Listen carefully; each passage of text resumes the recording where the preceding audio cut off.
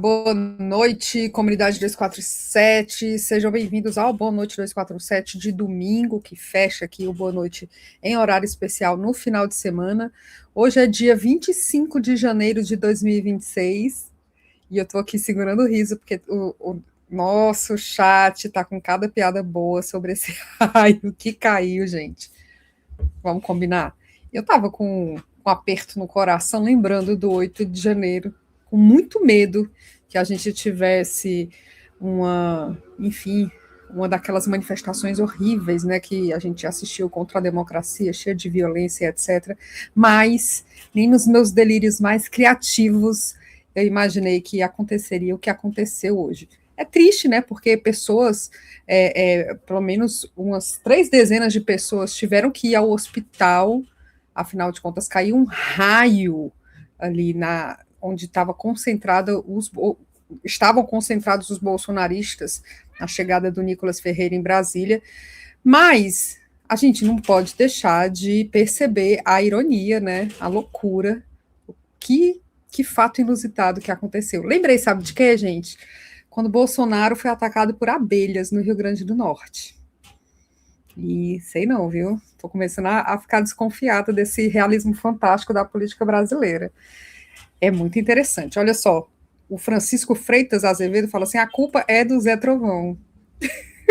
Gente, tem como não rir de um comentário como esse? Não tem. O Vitor Hugo lembra que chifre é condutor de raio, né? A Mardênia fala que os raios foram petistas. Vocês conhecem a irmã Mônica, né? A irmã Mônica, evangélica, neopentecostal, aquela evangélica bem fervorosa, mas que está sempre viralizando aí em vídeos em que ela ora pelo presidente Lula e ela defende a comunidade LGBTQIA+, né? Ela é muito próxima da Erika Hilton, por exemplo, e ela, enfim, ela viraliza muito aí nas redes sociais com esses vídeos super autênticos dela. Dia 23, conhecido como sexta-feira, a irmã Mônica fez um vídeo clamando por chuva em Brasília. Agora, a irmã Mônica, não duvido, né, que tenha que responder aí por esse raio que atingiu a manifestação do Nicolas Ferreira. Inclusive, hoje a gente vai explorar bastante esse protagonismo aí do Nicolas Ferreira com o professor João César de Castro Rocha. Nicolas Ferreira, que até um dia desse, né, era mais um desses parlamentares candidatos a 05 no coração do ex-presidente Bolsonaro, mas que teve uma ascensão muito rápida com aquele vídeo do Pix no começo do ano passado, né? E de lá para cá, ele tanto escapa das punições das responsabilizações pelo que ele faz, como ele tem crescido muito fortemente nessa corrida aí pelo espólio político do ex-presidente. Né? E eu falo assim, é um dos candidatos a 05 do Bolsonaro, porque realmente tem muitos parlamentares jovens do PL que fazem essa propaganda. O André Fernandes aqui em Fortaleza, por exemplo, ele tinha como slogan o 01 de Bolsonaro. Tá usurpando aí o papel dos filhos, né? Mas tudo bem. E ele, de fato, iniciou essa caminhada aí, agregando toda essa turma. Inclusive, muitos parlamentares estavam bastante queimados, como o próprio André Fernandes, né? Que foi bastante hostilizado pelo bolsonarismo, justamente porque tentou colocar o Ciro Gomes aí no seio da família Bolsonaro. Gente, uma dessas coisas inusitadas que acontecem dentro da direita, que briga muito entre si, e a gente curte quando isso acontece, né?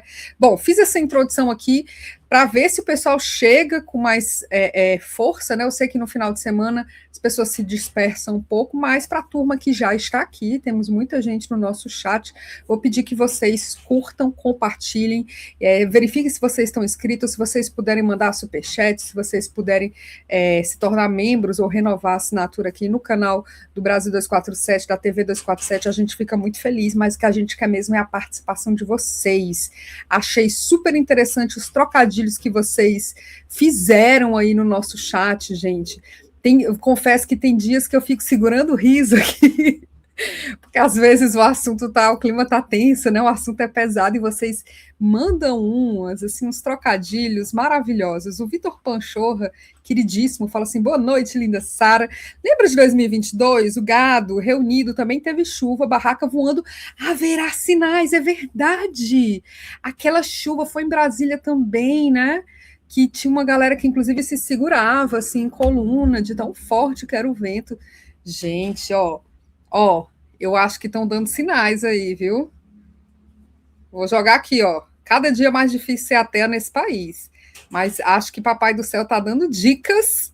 As pessoas estão dando dicas aí, os céus, e a turma não está entendendo. Bom, vou embarcar aqui o professor João César de Castro Rocha para falar sobre esses aspectos inusitados e outros muito bem planejados dessa caminhada do Nicolas Ferreira. Boa noite, professor. Boa noite, Sara, tudo bom? Uma alegria voltar a falar com você.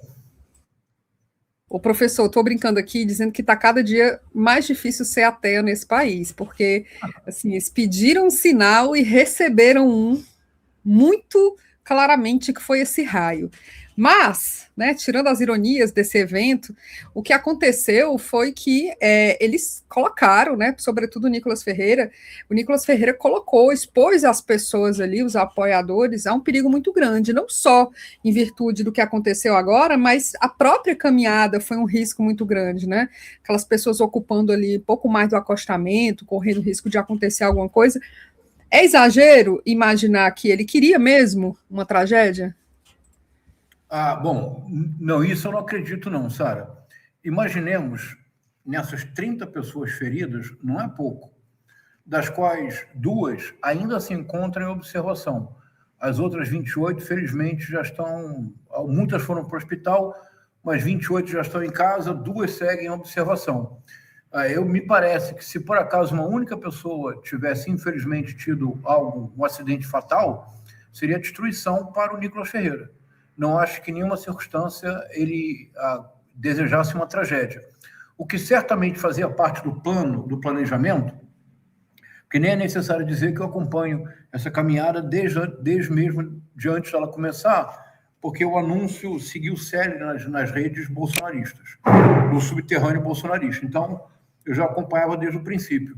Havia todo uma vulgarização completa da ideia do peregrino. Eu tenho muito interesse por esse tema, Sara, do peregrino, porque, em alguma medida, a literatura moderna começa com peregrinações.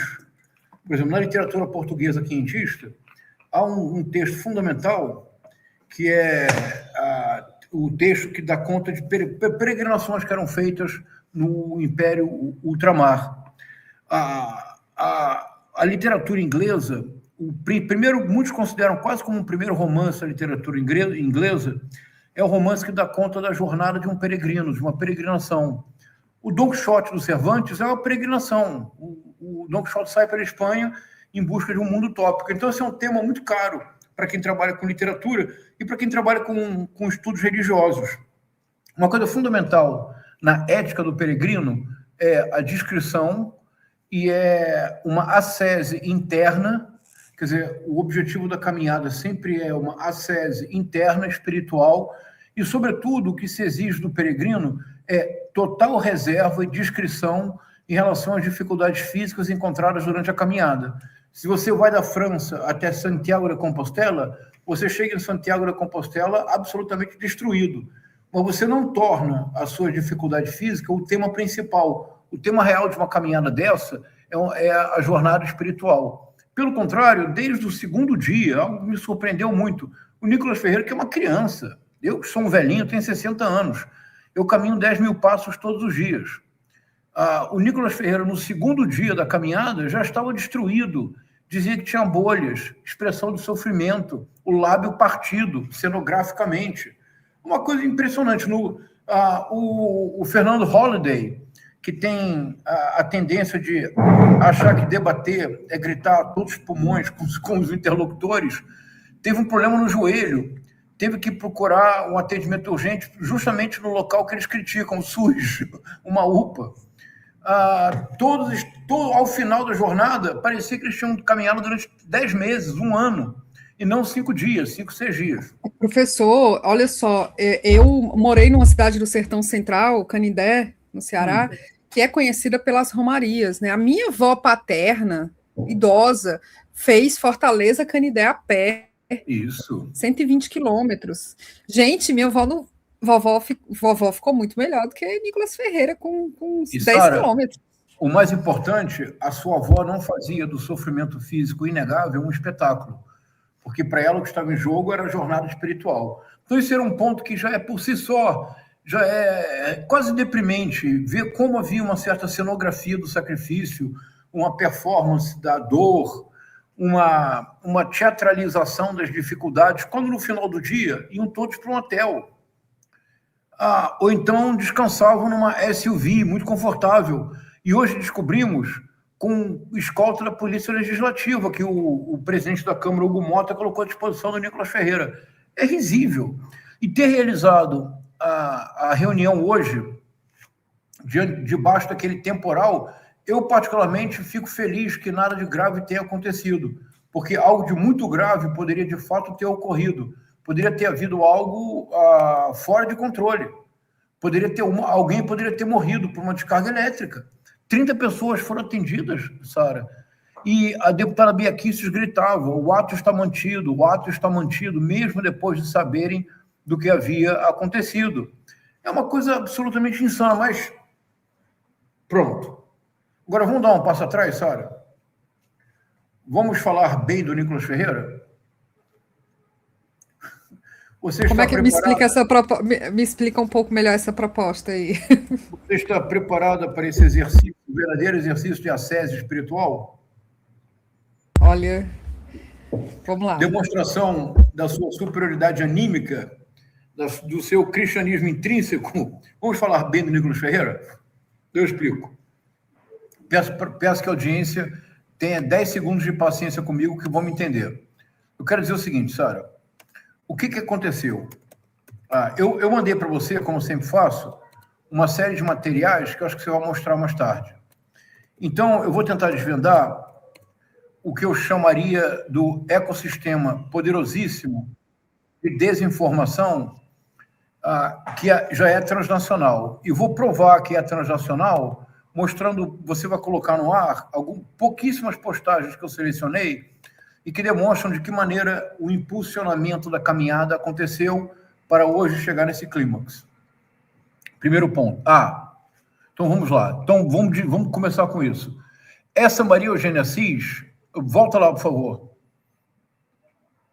Volta no anterior.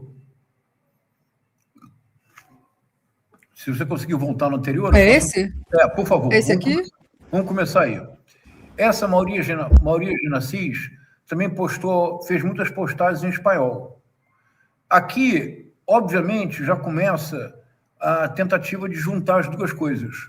O 7 de setembro a que ela se refere é de 2021, que tem essa multidão, que também havia na Paulista e na Avenida Atlântica.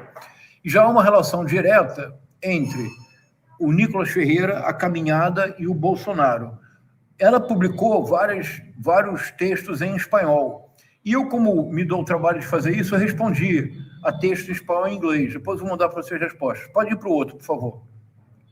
Só uma coisa, Maria Eugênia Assis é uma jornalista? Isso. Ou é um... certo. Isso. Jornalista, bom, é o que eles chamam de citizen journalism, não é isso? Vamos para o próximo, por favor. Olha, aqui. Esse agora... esse Hotspot Orlando News. Hotspot Orlando News. Geralmente as postagens são todas em inglês.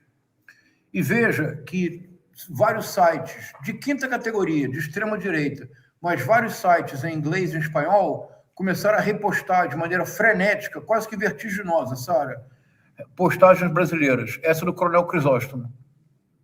E veja, isso a Globo e a imprensa militante não mostram. Há uma batalha espiritual. Isso é gravíssimo, é muito importante. Não é sem razão que eles se encontraram na Praça do Cruzeiro, onde tem a cruz.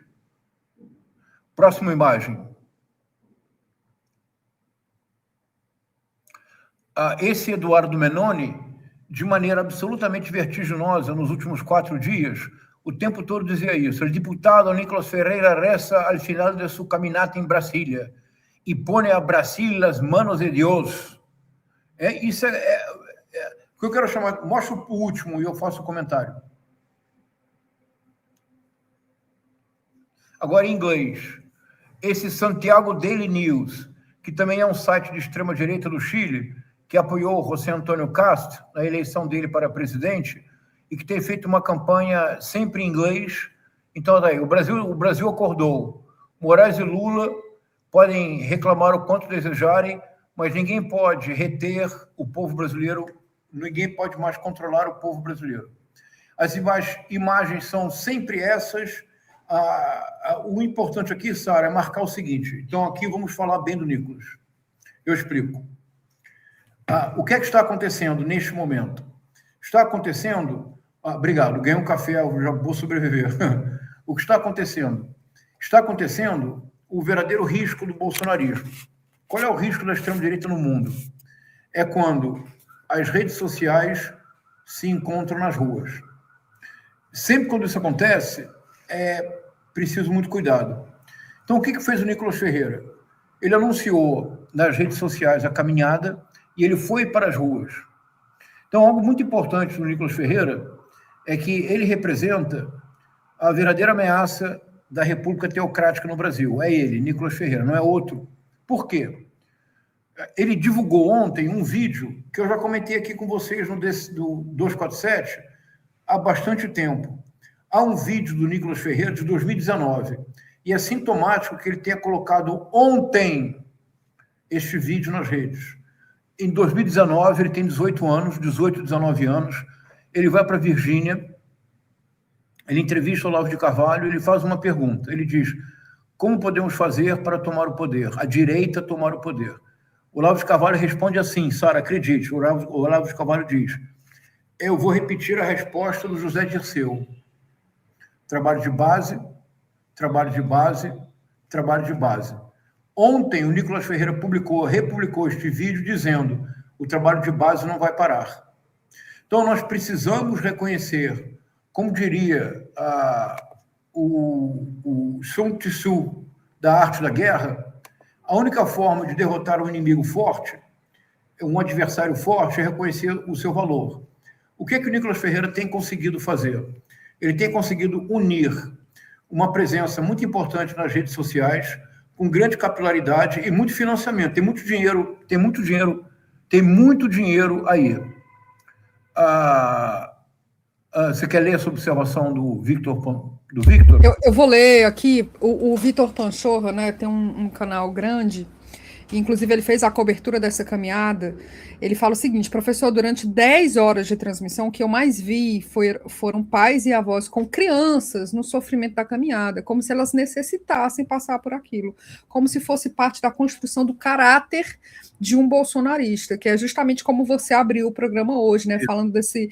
E tem uma coisa inusitada aí. Exato, tem uma coisa curiosa, é que a história do presidente Lula começa com uma peregrinação, né? Ele ainda criança, com os irmãos e com a mãe saindo do Nordeste. Isso, para São Paulo, exatamente. Então, o Nicolas Ferreira está realizando um trabalho de base, conjugando redes sociais, mas não sejamos ingênuos. Ele tem total apoio das plataformas e há muito dinheiro envolvido. Por exemplo, eu poderia, se você quiser, deixa eu mandar para você agora, se você achar conveniente, sabe? Eu vou te mandar a minha tática de guerrilha. Eu estou convencido, Sara, que se o Carlos Marighella escreveu e publicou em 1969 o mini manual do guerrilheiro urbano, nós precisamos de um mini manual do guerrilheiro digital, porque não é fácil que nós vamos ter que enfrentar. Então, eu faço já há algum tempo um trabalho modesto, mas que eu chamaria de guerrilha digital. Vou mandar para você agora dois posts. Se você quiser, você pode mostrar. Vê se chegou para você. E deixa eu mandar em espanhol. Vou procurar em espanhol agora. Recebeu?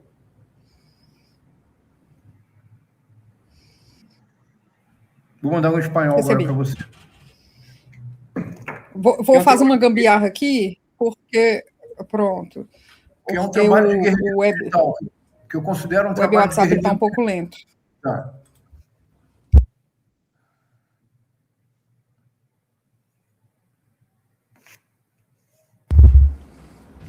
Me digam se apareceu, tá, gente? Não, né? Pronto, agora aparece. Olha, então, Santiago Daily News. Brasil has woken up. Então, Brasil acordou. Eu escrevi lá para ele, olha, tá vendo? Olha, não é verdade. Você foi enganado por notícias falsas. O principal objetivo da marcha do Nicolas Ferreira é esconder o maior escândalo financeiro da história brasileira. O nome do Ferreira foi encontrado numa lista suspeita. Não desinforme os seus leitores. É como eu sempre gosto de fazer com os bolsonaristas, que eu digo atenciosamente, em inglês é truly yours ou sincerely. É divertido, não é, Sara? É guerrilha digital. Passa ótimo. É olha ótimo. O próximo, então. A Nicolas Ferreira, épica marcha por liberdade, justiça e o despertar do Brasil para o mundo. Preste atenção no Brasil agora. Aí eu respondi, senhor, o senhor foi mal informado. Nicolas Ferreira está tentando encobrir um escândalo que envolve um pastor da Igreja Lagoinha. O telefone do Ferreira foi encontrado com Daniel Vorcaro, cujo banco foi responsável pela maior fraude financeira da história do Brasil. Sincerely, sinceramente. Agora tem espanhol também, Sara, que é a guerrilha para esse multitude de patriotas em Brasil marcha para receber o deputado de direita Nicolas Ferreira e todos os partidários de Acorda Brasil. Os meios progressistas estão ocultando isto. Eu respondo, senhor, não é verdade. Houve um enorme escândalo financeiro que envolveu um pastor da Igreja Lagoinha. O deputado de extrema-direita aparece em mensagens de WhatsApp do dono do Banco Master. A marcha é um esforço de ocultar o escândalo. Então, atenciosamente em espanhol, Sara, muito atentamente. Você dá o benefício da dúvida, fala assim, olha, eu acho que houve um engano aqui, né? Não é bem assim. E esse tipo de resposta, ela é mais desconcertante do que você chegar e falar, é mentira, não é isso? Às vezes eles nem entendem, como eu escrevo de maneira muito polida em todos os idiomas, eles ficam meio perdidos. Já me aconteceu da pessoa responder, não, o senhor não está entendendo, então tá bom. Mas, Sara, para que não nos percamos, vamos lá. O Nicolas Ferreira realiza um trabalho forte nas redes sociais, de caráter transnacional e nas ruas. Aqui um elogio ao Nicolas Ferreira. Ele está seguindo a cartilha. É isso mesmo. É necessário um trabalho nas redes e um trabalho de base. E o trabalho de base é sempre no corpo a corpo. Outubro se aproxima celeremente. Nós precisamos fazer o nosso trabalho nas redes de maneira muito modesta. Eu faço esse trabalho nessas redes de extrema-direita, muito modesta, mas, por exemplo, já me aconteceu de calar o Fernando Cerimedo. Você sabe quem é o Fernando Cerimedo? É aquele argentino, amigo do Eduardo Bolsonaro, considerado o Steve Bannon da Argentina, das urnas. Há uns meses atrás ele tentou fazer graça, eu entrei na página dele, muito educado, senhor, ele disse que ele tinha feito uma análise estatística. Eu disse, muito educadamente, senhor, vou dizer em português, claro, o senhor não fez análise nenhuma, o senhor simplesmente deu voz a uma análise pronta que o senhor recebeu do Brasil. Ele, todo bobo, veio me contestar, o senhor não sabe o que está falando. Eu tenho a live dele, que ninguém mais tem, eu tenho, que eu gravei. Eu soube da live por participar do Subterrâneo Bolsonarista. Eu assisti a live ao vivo e eu gravei. Então, no início da live, ele diz, este é um relatório que eu recebi de analistas privados no Brasil que, neste momento, não podem divulgá-lo no Brasil. E eu vou divulgar o relatório que eu recebi. Aí eu coloquei o vídeo para ele. Sara, diga, senhor, são suas palavras, escute bem. Coloquei o vídeo e terminei assim, tenho outros guardados. Ele desapareceu, eu não quis mais conversar. Então, nós vamos ter que fazer um trabalho de guerrilha nas redes sociais, mas sem esquecer que nós precisamos de um trabalho de corpo a corpo e de base. Isso é rigorosamente fundamental, Sara. É neste sentido que eu digo que o Nicolas Ferreira, na sua área, está de parabéns. O que tem que ser feito é isso. Trabalho nas redes, trabalho de base. Ele levou quase 20 mil pessoas para Brasília. Não podemos subestimá-lo. Não podemos cometer o erro com o Nicolas Ferreira que cometemos com o Jair Messias Bolsonaro. Não, de fato ele é muito competente nisso, até porque existe um ecossistema de Nicolas aí, né, de rapazes jovens do PL que tentam fazer o que ele conseguiu fazer. O André Fernandes, por exemplo, ele achou durante muito tempo que ele seria o próximo, né, ele seria um 05 do Bolsonaro.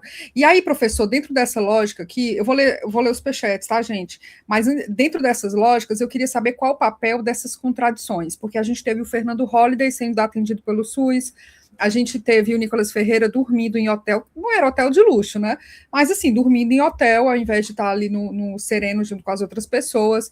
A gente tem, por exemplo, o fato dele não ter informado a PRF, não ter pedido apoio da PRF, como se fosse uma coisa assim, de improviso, o fato dele estar ali microfonado, com equipe de vídeo, né? Qual o papel de expor essas contradições nesse tipo de caminhada? Eu pergunto honestamente, tem alguma função mostrar que há uma contradição? Porque quando a gente lembra do Bolsonaro, as contradições da vida pessoal dele, por exemplo, elas parecem que não tinham muito impacto, né? Quando a gente destacava. Que boa pergunta, Sara. Eu não sei, vamos pensar juntos? Vamos lá, e junto com a audiência. Eu espero que não me tenham odiado por ter feito esse elogio ao Nicolas Ferreira. Acho que me entenderam. Vamos lá, então. Porque essa questão sempre retorna. Devemos ou não falar do Nicolas Ferreira? Devemos ou não falar do Flávio Bolsonaro? Vamos ignorá-los? Nós já passamos do ponto de ignorá-los. Essa possibilidade, vamos ignorar Nicolas Ferreira, vamos ignorar Flávio Bolsonaro. Nós não temos mais esse direito, porque Nicolas Ferreira já é uma realidade internacional. O Nicolas Ferreira não é apenas hoje uma realidade nacional. Internacionalmente, como eu pesquiso a extrema-direita transnacional, ele já é visto internacionalmente como uma promessa de futuro presidente do Brasil. É assim que ele é tratado. Não é sem razão que eu mostrei para vocês Hotspot Orlando News, Santiago Daily News, várias pessoas em espanhol e inglês difundindo a caminhada. Esse Eduardo, ele diz claramente assim: Nicolas Ferreira livrará o Brasil do comunismo, da ditadura do presidente Lula. É uma coisa absolutamente delirante. Então, me parece que o que nós precisamos mesmo é, com serenidade, expor as contradições. Todas. Por exemplo, vamos lá. É profundamente contraditório que alguém realize essa caminhada que Nicolas Ferreira realizou e que ela seja realizada com escolta da presidência da Câmara dos Deputados e que eles tenham passado todas as noites em hotéis. Se é uma caminhada de peregrino, abra uma barraca. Se é uma caminhada como a caminhada de Santiago, você tem locais muito modestos para pousar, para passar a noite. Depois de 2 dias, você não pode estar esgotado. Depois de 5 dias, você não pode ser a imagem da destruição completa. Essa espetacularização do falso sofrimento, quer dizer, a própria ideia da peregrinação torna-se parte de uma imensa fake news. 2, você não organiza, você não simplesmente junta 20 mil pessoas aleatoriamente. Havia banheiros químicos suficientes? Havia uma estrutura mínima de segurança? Aquelas grades estavam bem colocadas? E as 30 pessoas que foram atingidas por um raio numa chuva torrencial? Interrompido. Quer dizer, qual é o cuidado real? Disse aqui o Victor, crianças expostas à chuva, pessoas idosas, tudo para criar um número, para criar um fake, para tentar voltar ao espírito dos acampamentos. Os acampamentos quase voltaram, havia barracas. E as barracas, uma coisa importante, Sara, se você conseguir uma imagem, como é que em tão pouco tempo aquelas barracas foram montadas? Isso é uma incógnita. Quem financiou essas barracas? Nós voltamos àquela velha história da tentativa golpista de janeiro de 2023. Como é que tantas barracas surgiram? Foi espontâneo? Quem financiou as barracas? Por que todas as barracas eram similares? O que estava por trás disso? Então, expor a incoerência fundamental. Por exemplo, uma jornalista, me ajuda, Sara, por favor. Eu gosto tanto do trabalho dela. Ela mora em Londres. Acho que ela trabalha com vocês, não trabalha? É a Sara Vivaco, a minha xará? Sara Vivaco? A Sara Vivaco, obrigado. Acho que ela agora está no DCM, não é? Ela é do DCM. Está ao vivo lá agora, inclusive. A Sara Vivaco fez um trabalho muito importante de investigação, mostrando uma associação, no mínimo suspeita, do Nicolas Ferreira e do Bruno Wengler com a máfia dos postos de gasolina de Belo Horizonte. Um posto, inclusive, ironicamente, o posto se chamava Vanessa, né? Tá. E o QG da campanha dele ficava num posto de gasolina desativado, como a Sara Vivaco mostrou. Quais são as consequências disso? Agora, o Daniel Vorcaro tinha o nome do Nicolas Ferreira na sua lista telefônica. Um pastor da Lagoinha foi preso. O André Valadão ameaça agora processar a todos que falem na Lagoinha no Banco Master. Mas um pastor de altíssimo cargo na Igreja Lagoinha de Belo Horizonte foi preso, tentando fugir do Brasil, teoricamente indo para Dubai para conseguir um comprador. São essas contradições que nós precisamos expor. Mas, importante, Sara, com serenidade e sempre reconhecendo onde haja qualidade para reconhecer. No caso do Nicolas Ferreira, nós precisamos reconhecer que ele tem uma qualidade muito grande, que é um trabalho sistemático de base e um trabalho de politização da juventude. Nós temos que abrir os olhos, porque muito em breve isso pode chegar a um ponto de não retorno. Isso não nos permite compreender algumas coisas bem elementares. Por exemplo, estou sendo claro, Sara? Está sendo sim. Eu estou procurando, inclusive, a imagem das barracas, tá? Por exemplo, Sara, as pessoas não se dão conta, mas é muito angustiante escutar o Nicolas Ferreira. Ele não consegue dizer 3 frases sem cometer 4 ou 5 erros gravíssimos de português. O português dele é muito precário. O que nós não nos damos conta é porque ele fala sem parar e porque ele fala sempre para a sua própria bolha. Mas há um conjunto de contradições que precisam ser levadas adiante. Vamos lá. Me diga um projeto importante de Nicolas Ferreira para o povo de Minas Gerais. Não conheço, gente. Como o pessoal de Minas aqui pode responder. Eu não conheço. Por exemplo, Sara, é muito importante que vocês do TV 247, que na TV DCM, que houvesse um jornalismo investigativo em relação a esse ponto. Ou seja, precisamos reconhecer que das lideranças da extrema-direita, a liderança que realmente pode crescer, tornar-se nacional, internacional e chegar à presidência com um número de votos surpreendente, essa liderança tem nome, é Nicolas Ferreira. Por quê? Porque o Nicolas Ferreira ele conjuga 3 elementos. Ele foi aluno do Olavo de Carvalho, portanto, todas as ações do Nicolas Ferreira são inteiramente baseadas no que eu chamo sistema de crenças Olavo de Carvalho. Mas Olavo de Carvalho, que era um católico tridentino, ou seja, que favorecia a missa ser rezada em latim, o Olavo de Carvalho tinha enorme desprezo pelos evangélicos. Enorme desprezo. Então, nunca houve uma relação do Olavo de Carvalho com os evangélicos. O Nicolas é a ponte entre olavismo, pentecostalismo e extrema-direita.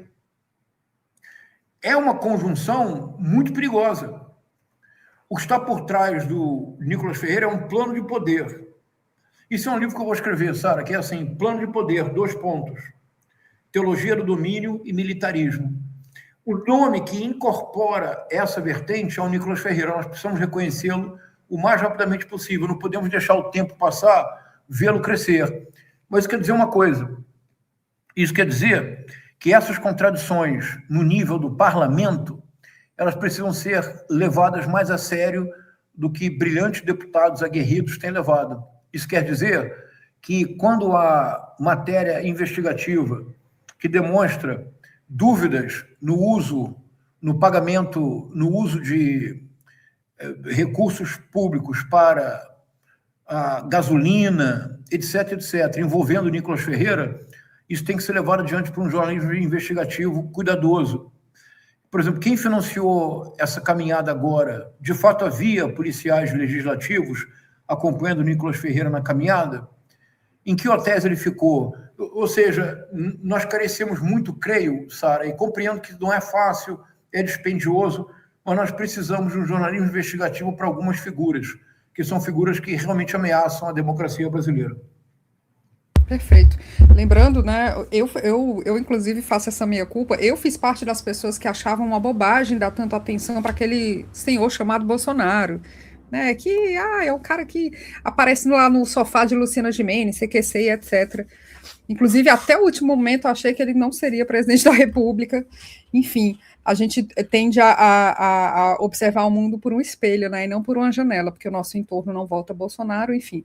Eu vou ler aqui algumas mensagens. O Christian Reimeyer fala assim, assustador um deputadozinho juntar essa multidão. Eu tenho dúvidas em relação ao número exato dessas pessoas, ou um número muito próximo, né? Porque há uma tendência a hiperdimensionar por parte deles a quantidade de pessoas ali. O Otimeia, eu acho que é o Tiago Otimeia, ele fala assim, eu gostaria de saber do professor se ele acha que existe o componente da mortificação nesse tipo de evento. Eu vou ler os outros, tá? A Girlene fala assim, essa dupla merece muito, Sara lindinha, bora lutar pelo tetra, viva Lula, que maravilha, professor João César, fechando o domingo, força, coragem e fé. A Glaucia Almeida fala assim, boa noite, feliz em poder assistir o professor João Castro. A Paula Menicone, querida, ela fala assim, irmã Mônica, minha ídola. Falei com o filho da irmã Mônica, viu? Ela tá no culto agora, gente, agradecendo a Deus. O Roberto, ele fala assim, professor, o senhor não acha que a PRF foi omissa com as infrações cometidas nessa caminhada? A Márcia fala assim, boa noite, professor. Se é para falar nos termos bíblicos com esses fascistas, vamos citar Jó 36, 33 sobre a ira de Deus e seus trovões. Aí ela ri aqui no final. Eu quero até saber se vale a pena esse tipo de embate, né? O Valsan fala assim, não é pela saúde pública, não é pela educação pública, não é contra o feminicídio, nem contra a jornada 6x1. É para soltar criminosos condenados da cadeia. A natureza respondeu, que coisa, né? Pois é, ele usa muito a bandeira da liberdade, que ela é muito abstrata, né? Liberdade, ele não fala muito diretamente o que é que ele quer. O Danilo fala assim, o Márcio Farias fala assim, agora uma coisa ficou clara, Nicolas tomou a iniciativa e foi para a ofensiva, ele criou um fato político, a esquerda precisa ser mais ousada, está muito acomodada. O Danilo Souza fala assim, aí do nosso lado tem uma estopa da vida.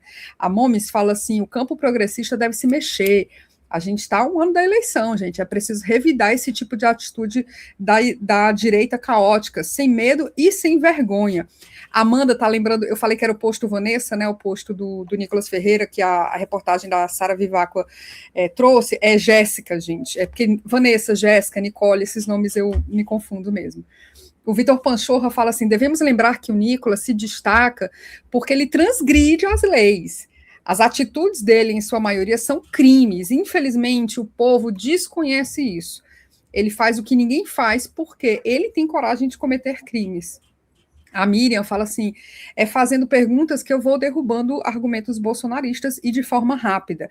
A Nádia Saraiva traz aqui um trocadilho maravilhoso, falando que ele é o nosso Forrest Gump. E o Emerson fala assim, professor Castro Rocha, sempre excelente. Me permita apenas fazer uma parte sobre o fenômeno Nicolas. Ele já está perdendo o time. A direita internacional está procurando se descolar do Trump e isso o enfraquece. O que é que o senhor acha? Vamos lá. Como é que a gente reage? Vamos pensar juntos, então, aqui, Sara. Primeiro, deixa eu chamar a atenção, eu venho a essa questão agora. O Victor fez uma observação importante, eu quero aproveitar, dentro de como é que nós podemos reagir. Por exemplo, como é que a extrema-direita triunfa hoje no mundo? A extrema-direita não existiria sem as redes sociais. A extrema-direita se torna realmente forte eleitoralmente quando as redes se encontram com as ruas. Esse é todo o movimento, que é a caminhada do Nicolas Ferreira. A caminhada cria um impulso nas redes, um impacto nas redes, para que haja um encontro nas ruas, na Praça do Cruzeiro, em Brasília. É isso. Quando isso acontece, a extrema-direita vence eleições. Então, isso nós temos que saber, essa é a regra do jogo. Se nós sabemos a regra do jogo, nós temos como reagir. 1, 2. Mas como é que a extrema-direita tem tanta presença nas redes? Se as plataformas exigem a economia da atenção, e se a economia da atenção exige sempre que você esteja um ponto acima da média, portanto, muito próximo à transgressão. A extrema-direita só viceja porque ela comete em série crimes na esfera digital. Em série. Quer dizer, Nicolas Ferreira, por exemplo, quando houve o incêndio da Boate Kiss, aquela tragédia, o deputado Paulo Pimenta, do Rio Grande do Sul, estava no velório, consolando as famílias e apresentando-se como para uma ajuda, se fosse necessária, do poder público. Percebeu que, em certo momento, os familiares das vítimas começaram a olhar para ele de forma um pouco hostil. Ele não entendeu, ele estava lá para ajudar. Ele só entendeu quando ele saiu. E ele descobriu que a então ativista, não era deputada, mas já era desembargadora, Bia Kicis, havia divulgado uma fake news, segundo a qual ele, Paulo Pimenta, era dono da Boate Kiss. Você percebe a gravidade disso, Sara? Você imagina, um familiar mais exaltado poderia ter feito algo com o deputado Paulo Pimenta, mas veja o dano que isso causa à reputação de uma pessoa. A então ativista Carla Zambelli, em Santa Catarina, diante de uma loja da Havan, quando as lojas Havan começaram a pulular como uma das pragas do Egito, as lojas Havan, ela filmou um vídeo que viralizou e a tornou conhecida nacionalmente, ela dizendo que aquelas lojas eram da filha da presidente Dilma e que era um absurdo que num país como o Brasil houvesse uma loja que homenageasse a Revolução Cubana comunista, porque eram lojas Havana. Nem a deputada, nem a então ativista Carla Zambelli, nem a então ativista Bia Kicis foram de fato processadas pelos crimes previstos no Código Penal de 1940, crimes contra a honra.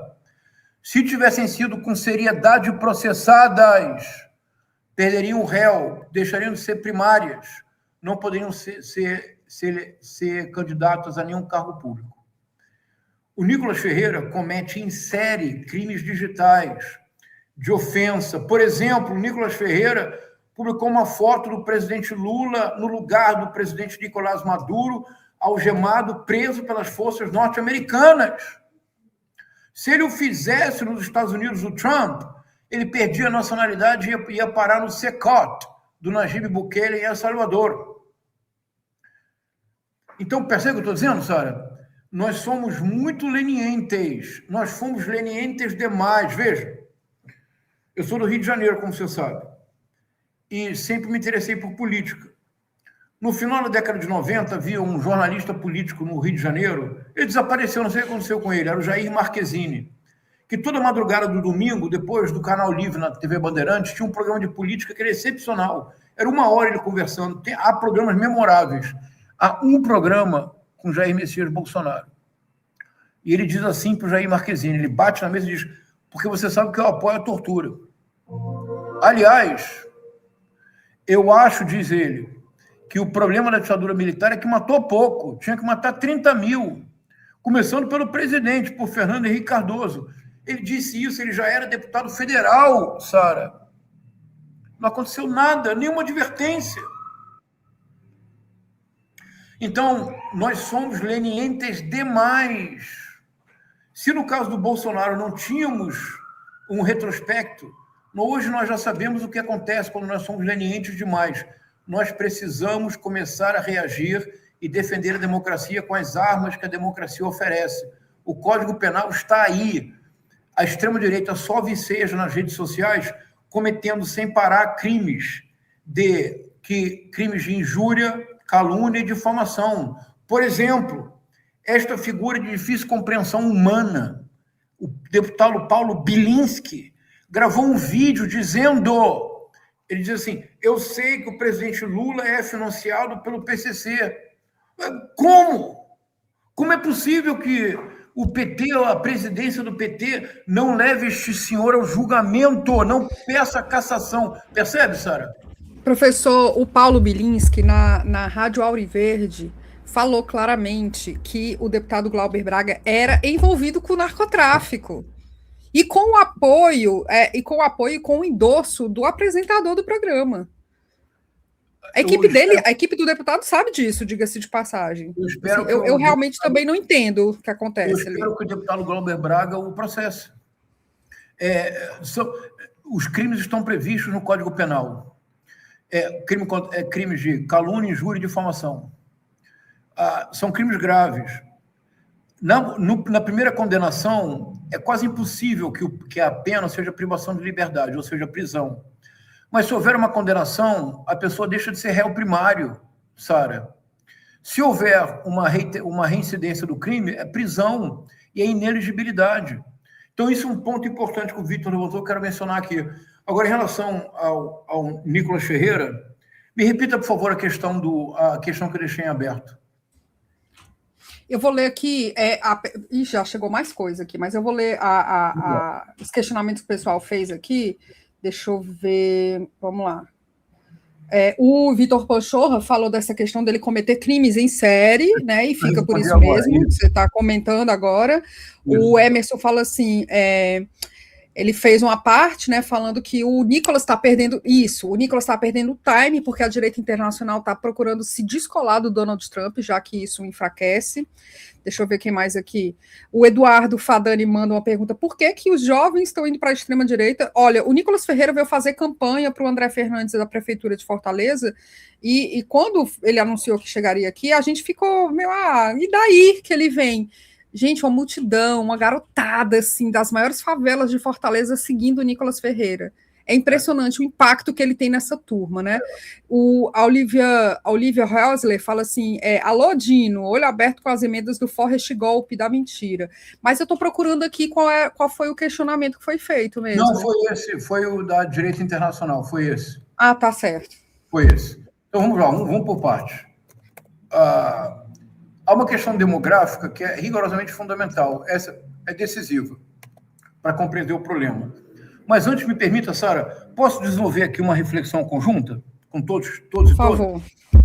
E eu peço que as pessoas respondam. Vamos lá. Em junho de 1969, o Carlos Marighella publicou o Mini Manual do Guerrilheiro Urbano, que é desses livros que todos citam, mas que ninguém de fato leu. Eu li, reli, transli e escrevi para um jornal literário de Curitiba, o Rascunho, umas 12 colunas, analisando minuciosamente o Mini Manual. Eu queria entender um fenômeno.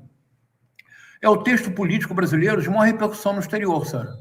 Ele foi traduzido para o francês com patrocínio do Jean-Paul Sartre. Tem em todas as línguas que você conhece. E grupos de guerrilha urbana da Europa, na década de 70, todos lançaram mão das estratégias do Carlos Marighella. Qual era a estratégia do Carlos Marighella? As pessoas vão entender onde eu vou chegar, vou ser bem breve. Em lugar do chamado centralismo democrático do Partido Comunista, em que as decisões vinham do alto e eram seguidas obedientemente por todos, e lá na ponta você só podia agir se o Comitê Central do Partido Comunista concordasse, o que levou a uma paralisia, uma inação e uma total falta de reação ao golpe militar de 1 de abril de 1964. Isso traumatizou muito o Marighella, ele acaba saindo do PCB e ele funda a Ação Libertadora Nacional. Qual era a ideia do Marighella? Me acompanha agora, Sara, porque veja o quão longe o Marighella chegou. A ideia do Marighella era criar uma organização não mais vertical, uma organização horizontal, formada por células que não se conheceriam a si, mas que seguiriam um princípio básico. No caso, era a Revolução Brasileira. E essas células, para agir, não precisavam de autorização nem de outra célula, muito menos de um comando central. Elas tinham autonomia de ação. E essas células produziriam uma enorme capilaridade em toda a sociedade, precisamente pela ausência de uma verticalização. O que o Marighella inventou, Sara?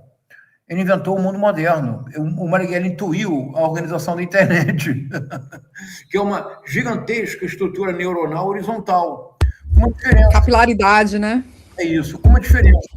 O Marighella compreendeu que era necessário algum tipo de organização vertical. Caso contrário, não haveria jamais uma conjunção real de forças. E poderia acontecer que uma célula faria algo que outras não saberiam e isso poderia prejudicá-las. Aconteceu. O Marighella publica o Mini Manual em junho de 69. No mês seguinte, o embaixador americano é sequestrado e a repressão que cai sobre as organizações de esquerda é tão grande que em 2 anos praticamente não há mais nada. O que é o mundo das redes sociais? É o mundo do Marighella com um certo nível de organização vertical, que é a operação do algoritmo. A intuição do Marighella é uma coisa absolutamente genial. Agora, como é que nós vamos agir se nós lermos o Marighella com enorme cuidado?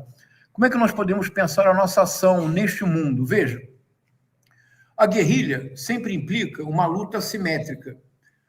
Um poder muito grande e um poder diluído, o nosso. Diante das plataformas, nós somos guerrilheiros, Sara. Não podemos ser outra coisa.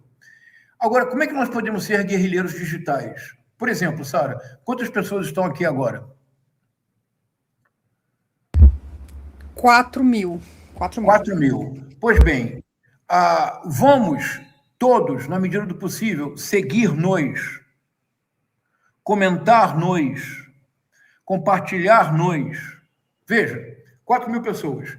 Se neste instante 4.000 pessoas começassem a me seguir, a compartilhar, a comentar o que eu faço, se eu começasse agora, eu já compartilho você e já comento você, Sara. Se eu começasse agora a compartilhar, a comentar o conteúdo dessas 4.000 pessoas, nós não conseguimos abrir uma brecha inesperada na plataforma?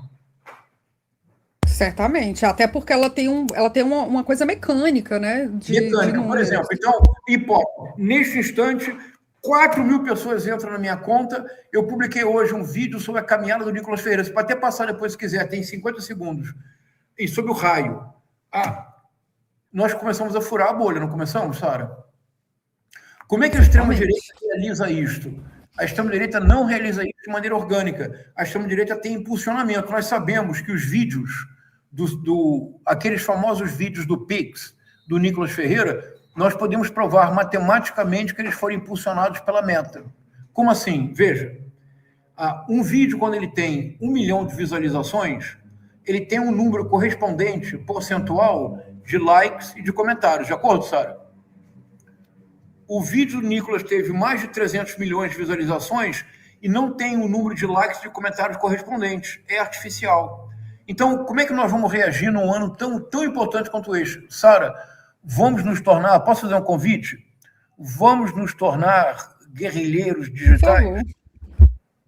Eu vou publicar esse livro, o Mini Manual do Guerrilheiro Digital. Ele vai constar de uma longa análise do Mini Manual do Guerrilheiro Urbano e de propostas de como agir na guerrilha digital. Sara, nós podemos vencer. Eu boto fé nisso também, professor, e sobretudo no momento em que a gente teve aquela virada, né, por conta do IOF, e que a gente viu uma reação nas redes, veio com a hashtag Congresso Inimigo do Povo, que eu sei que tem muita gente que reclama, acha despolitizante e tal, mas a gente viu uma virada de jogo ali naquele momento que foi muito importante, né, ela foi muito positiva, porque mais do que resultado, ela gera uma vontade de engajar, né, ela empodera as pessoas, a se manifestarem, a gente se sente menos minoria, a gente se sente com mais vontade de lutar. O Emerson fala assim, as pessoas seguem o Nicolas porque não o ouvem. Ele mesmo disse em conversas com o Monark, vocês sabem, né, o podcaster, existe isso, gente, podcaster, que a burrice ajudou o Brasil a não ser de esquerda, e Monark chama a ignorância da direita de escudo divino. E aí, professor, para a gente se encaminhando aqui para o final, sobre 2026, né, você fala assim dessa resistência, dessa guerrilha digital, eu sei que muitas pessoas já estão pensando nisso há algum tempo, e a gente se freia muito, né, a palavra guerrilha, ela é muito polêmica, assim, as pessoas ficam, não, a gente não pode usar essa palavra, e é como se a gente não vivesse uma guerra de fato, né, que a gente está passando agora. A eleição, a campanha eleitoral para as prefeituras do Brasil, elas mostraram uma coisa interessante. A gente ficou muito traumatizado com o resultado das urnas de 2018, né? A gente brigou muito em 2022, mas as eleições de 2024 mostraram que ainda há espaço para a campanha de rua e que a gente precisa fazer esse corpo a corpo também. Você consegue mensurar aqui uma proporção do quanto a gente tem que se dedicar à campanha de rua e à campanha digital? Vamos lá. Eu diria que, estou partindo do princípio que todos que estamos aqui lutaremos pela reeleição do presidente Lula. Então, esse é o princípio do qual parto. E o Lula vai vencer no primeiro turno, Sara. Já estou dizendo isso há alguns meses. Anote aí. Depois você vem me cobrar. Vamos lá. Do governo. É absolutamente indispensável que o governo combine uma defesa firme e continuada da soberania nacional, com uma política pública cada vez mais de centro-esquerda. Então, vamos lá. Eu já sou um velhinho, não posso ser irresponsável. Que simpático, Alda. Olha, Sara, manda meu contato para a Alda. Manda meu contato para a Alda. Manda meu contato para a Alda. Alda, entre em contato comigo. Você tem 84 anos e é uma guerrilheira digital, isso é absolutamente comovente. Mande meu contato para a Alda, me inscreva, Alda, vamos pensar em ações conjuntas. Que bonito isso, está vendo? É isso. É possível. Não há condições de imaginar que o governo da Frente Ampla será um governo de esquerda. Não há correlação de forças objetivamente necessárias para tal. Mas se o governo da Frente Ampla, nos meses que faltam, soberania nacional e políticas públicas decididamente de centro-esquerda, não basta colocar o pobre no orçamento, que foi a tônica dos 2 primeiros mandatos do presidente Lula. É preciso incluir o rico no imposto. E com todas as consequências, baixar a taxa de juros, etc. Nós, o que nós podemos fazer? Proponho.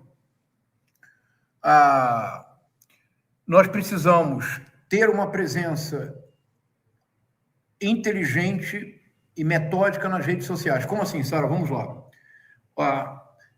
Eu abri um projeto na minha rede. Agora, uma vez por semana, eu faço uma produção de conteúdo que não é minha. Eu faço um conteúdo para propor que sigam outro criador ou outra criadora de conteúdo do campo progressista. São 4.000 pessoas aqui, não são, Sara?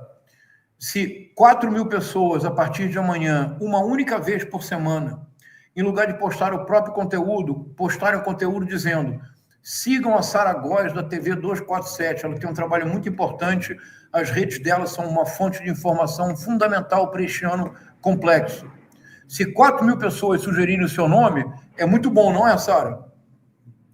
E você pode fazer o mesmo, Sara. Você pode, a cada semana, sugerir o nome de um companheiro ou de uma companheira do campo progressista. E não somente isso, Sara. Nós precisamos aprender a fazer algo que é assim.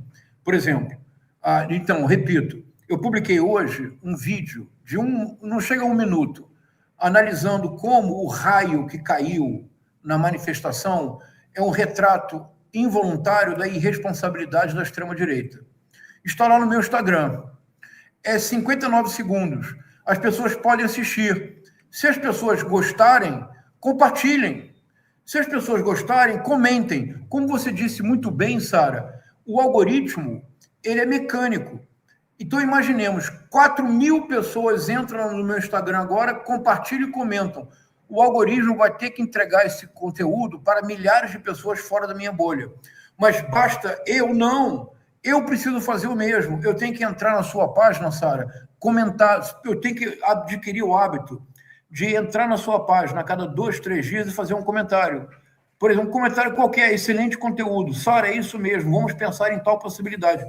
Nós precisamos, do campo progressista, compartilhar-nos, comentar-nos, seguir-nos. Veja, me permita.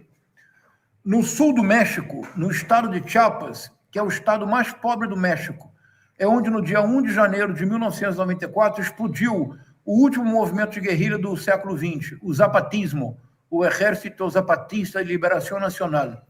Há 2 etnias muito importantes, que é a Tzotzil e Tzotzil. Nos idiomas Tzotzil e Tzotzil, não existe a possibilidade de dizer o verbo em primeira pessoa do singular presente no indicativo. Ninguém pode, em Tzotzil ou Tzotzil, olha que bonito que eu vou dizer agora, Sara, ninguém pode dizer yo quiero, yo puedo, yo gano. Só se pode dizer na primeira pessoa do plural. Nosotros queremos, nosotros podemos, nosotros ganamos. Isso fez com que um filósofo mexicano, o Esteba, propusesse um verbo que não existe em espanhol, mas este verbo é o verbo mesmo da guerrilha digital. Pensei nisso agora, Sara. O verbo vou escrever aqui para você passar para todo mundo, que é lindo. Onde é que eu escrevo isso? Deixa eu ver. Aqui. Olha só que... Chat interno. Mas onde eu escrevo? Olha só que bonito esse verbo, Sara. Passa para todos. É o verbo nosotrear. O verbo nosotrear vem do espanhol nosotros, nós. Nós, na guerrilha digital, precisamos, contra as plataformas digitais que favorecem o Nicolás, divulgam o Nicolás, nós precisamos começar a nosotrear-nos, nosotrear. Vamos a nosotrear-nos, Sara.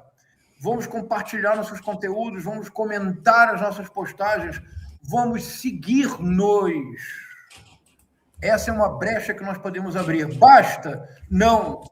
Mas se conseguirmos criar uma onda, um impulso, não é isso, Darcy? Nosotrear, é lindo, não é, Sara? Vamos a nosotrear-nos. Se criarmos essa onda, esse impulso, então também nos encontraremos nas ruas das nossas cidades. Vamos para as praças, como dizia o Castro Alves, a praça do povo como o céu do Condor. Vamos voltar para as ruas, mas vamos voltar para as ruas aquecendo o nosotrear nas redes através do que vocês todos lerão em breve, mini manual do guerrilheiro digital. Olha, o pessoal já está até conjugando aqui, nosotrear-nos. Vamos nosotrear, sim. E é bonito, né? Porque por conta das consoantes funciona muito bem no espanhol. Em português a gente não consegue fazer uma tradução assim, né? Não, é quase um poema, não é? Vamos a nosotrear. É lindo. É isso, o Emerson fala assim, isso aqui eu já li, né? O Pedrinho Cândido fala assim, professor, acho que quem se acha de direita associa corrupção ao que é público, como estatais, cargos, fundo eleitoral e tantos outros, e critica a esquerda que defende desinformado o Estado. Como agir? O Emerson fala assim, o engajamento vem de bot farms, que, gente, é muito...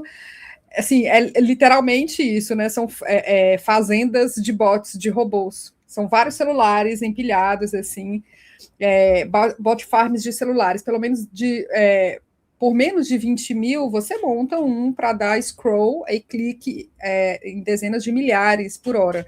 É só apontar o alvo e pronto, você ainda automatiza onde o bot clica em cima de likes. Tem muitas expressões em inglês aqui, gente, mas só para explicar. É literalmente quase literalmente uma fazenda de celulares, né?